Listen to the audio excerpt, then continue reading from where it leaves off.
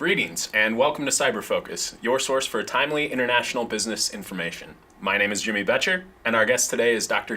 Jeannine Comma. Dr. Comma is the Chief Executive Officer and Director of the Cave Hill School of Business in Barbados. Dr. Comma, welcome. Thank you. For those of our viewers who aren't familiar with the Cave Hill School of Business, could you share a little bit more about the school? Sure. Well, let me share a little bit about Barbados and where we are in context of the school and in context of the University of the West Indies. We like to say that Barbados is one of the many islands in that chain of islands that starts from Miami and goes all the way down to Venezuela. And we are actually the most easterly island, Barbados is. And we're very close to Venezuela, but not as close as is Trinidad and Grenada and some of the Grenadine Islands. The University of the West Indies actually has 4 campuses. One in Jamaica, one in Trinidad and Tobago, one in Barbados, and an open campus that's actually headquartered in Barbados. And the Cave Hill School of Business is one of 3 business schools that the university has, one in Jamaica, one in Trinidad, and one in Barbados. And for us, the Cave Hill School of Business, we are headquartered in Barbados, but we also serve the Eastern Caribbean islands, the islands of the Organization of Eastern Caribbean States, which is the OECS. And we refer to them as the OECS, and they're actually 6 other sovereign countries, each with their own prime ministers, their own governors general. The Union of the Organization of Eastern Caribbean States actually has its own central bank, but they are smaller islands in terms of population size. Barbados is the largest of the 7 islands, although we are not a part of the Organization of Eastern Caribbean States. But very often, for purposes of many, we have an affiliation with the OECS. And in this particular instance, the Cave Hill School of Business also has as our remit to serve the OECS territories.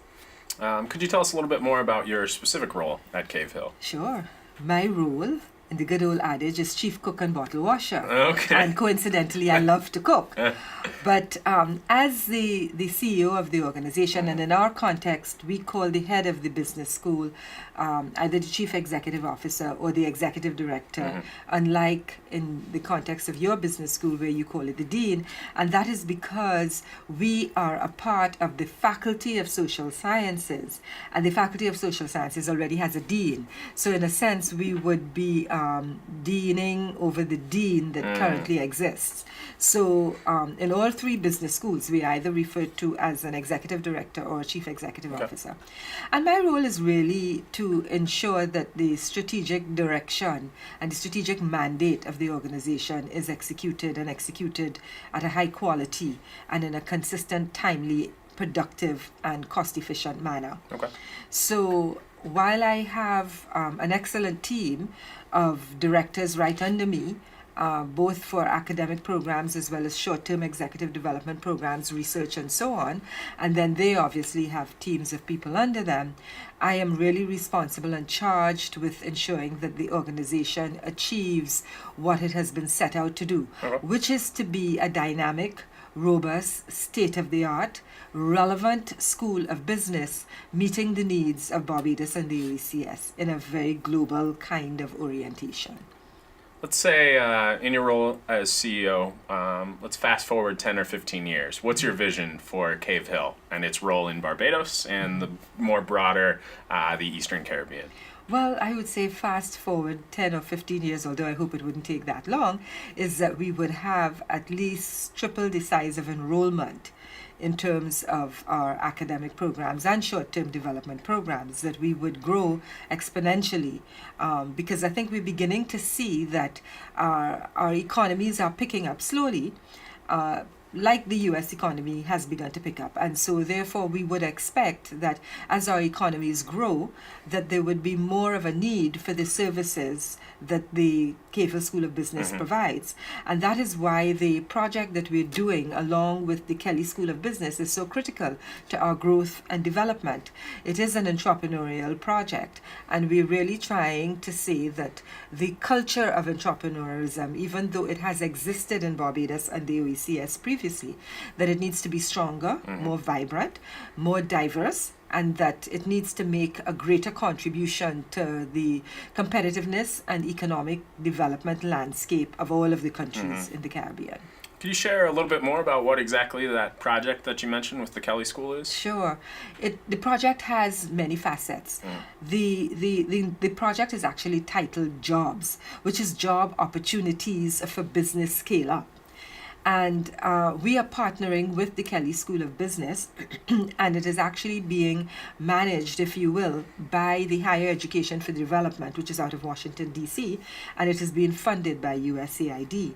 And the project has a number of components. One is really, in I would say in a macro context, is about trying to develop the capacity of the Kelley School of Business, capacity building of the Kelley School of Business to be a stronger hub, a stronger network, a stronger conduit for the delivery of effective and efficient entrepreneurial activities and programs.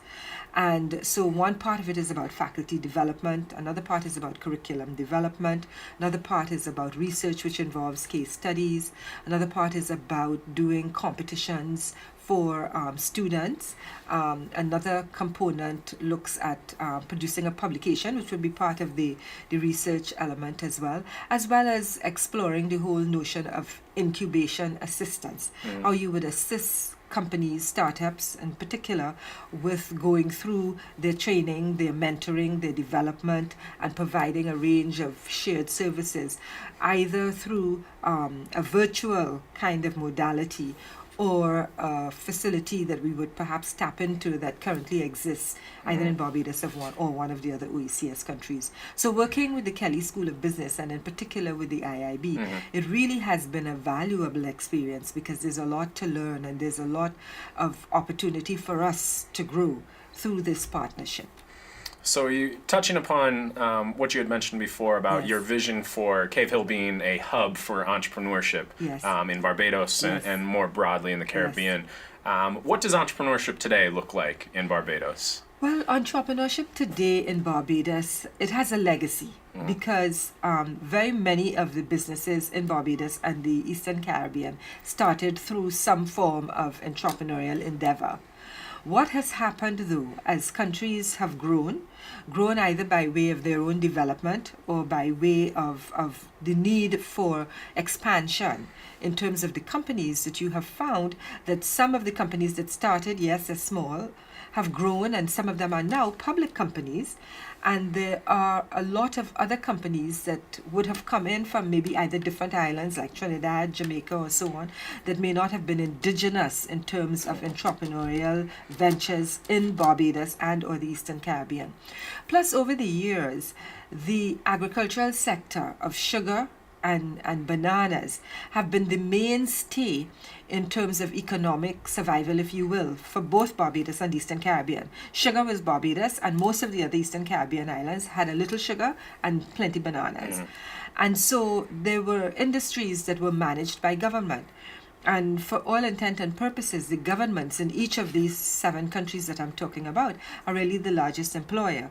And so people coming out of school, be it high school, secondary school, or university, their first choice in terms of looking for a job may have been, in a sense, a safe haven to work with the government or a statutory corporation which is associated with the government, or one of the very big private sector entities that exist. And I think what we are saying now is that we have role models, we have legacies of where entrepreneurship thrived and helped to grow the economy. So everyone doesn't have to hustle now when they come out and look only to the government and the established private sector, that we could begin to explore new and different kinds of opportunities. And that is why, therefore, we are saying, in order for our economies to grow, we have to go the route of entrepreneurs. We have to go the route of building and growing the entrepreneurial landscape in the territories.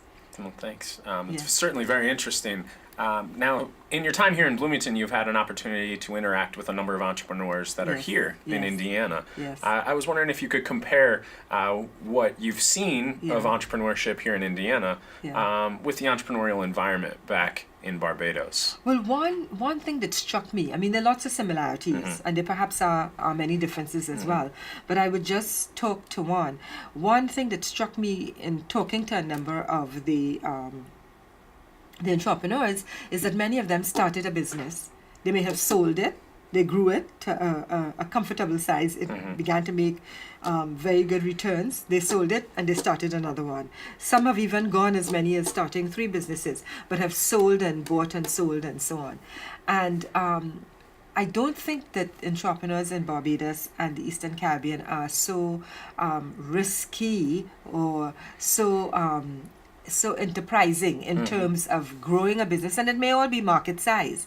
And by the time you grow your business and you have a comfortable measure in terms of how that business is progressing, that you do not necessarily want to sell it and then get into another one. Or what they tend to do is to add on rather than selling. So that struck me as a difference.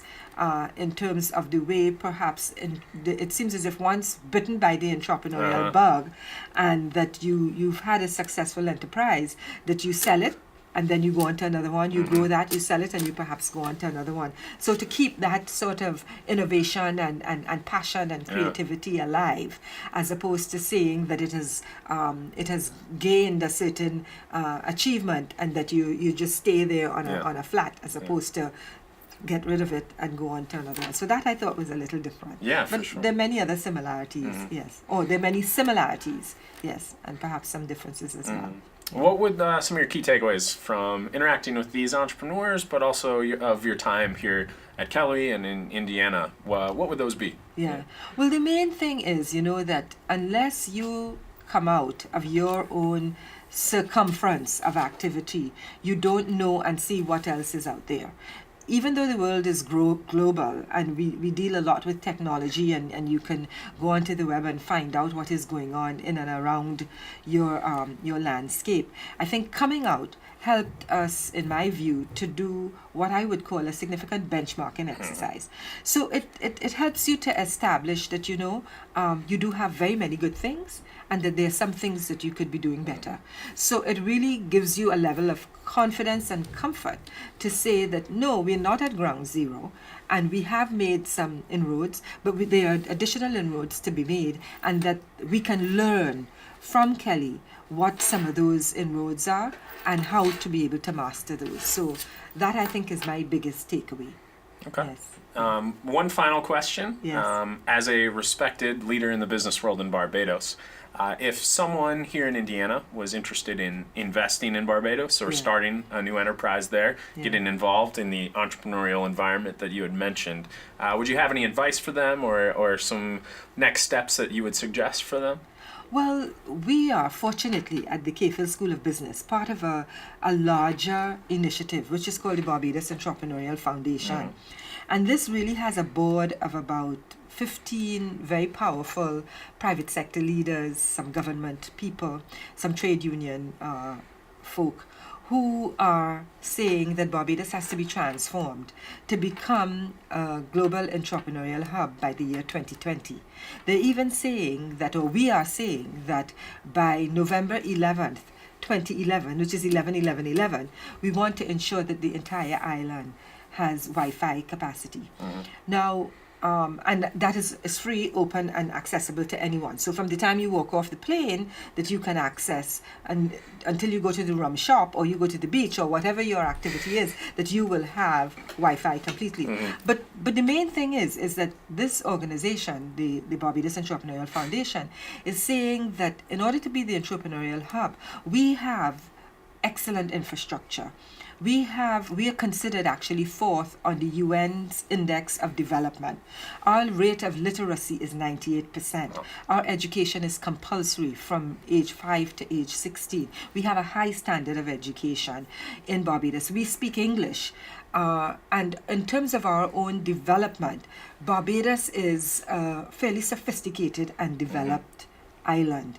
The OECS, I would say, trail a little behind, but not far behind. And so therefore, for someone coming to Barbados to do business, you're coming to an island, a country that will welcome you warmly because it understands foreign investors. We have had lots over several years. Probably one of the easiest things to do is to try and identify a national who can be a partner with you to help you to go through the various things that any country requires that its nationals or non-nationals go through for registering and setting up business, and that it is a really friendly and I would say a business-friendly environment. Also, it's access to North America and to South America that is opening up, particularly as emerging economies, to do business, and also to Europe through our network in London. It says that we are very well poised to do business with anyone from Indiana who wants to come and have a global stake in the market. Well, that's fantastic. You're welcome. Dr. Comma, thank you so much for your time. Really Appreciate the many valuable insights you've been able to offer us today. Yes. And I hope you really enjoy the rest of your time here in Bloomington. We certainly will. Thank you very much. Great. Thanks. Thank you for tuning in, and I hope you learned something about the important international and entrepreneurial work of the Kelley School of Business. If you have topics that you'd like to discuss in future cyber focuses, please contact the Center for International Business Education and Research here at the Kelley School. Thanks again.